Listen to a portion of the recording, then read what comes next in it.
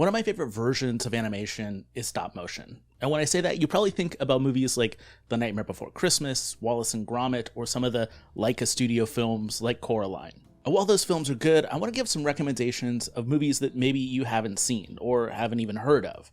Here are my top 3 in no particular order. I talked about it in a previous video, but the film Mad God, made by legendary stop motion and special effects artist Phil Tippett, it's about an assassin that has to travel through a dark underworld in a similar way to Dante's Inferno, going through each layer.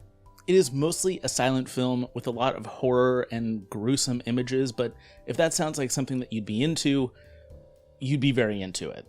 Another pick is Marcel the Shell with Shoes On. It was a 2021 release from A24, and while it isn't fully stop motion, as its characters live in the real world, I think that gives it even more charm. Marcel gives off the same energy that Paddington the Bear does. Innocent and sweet, but also curious about the unknown world.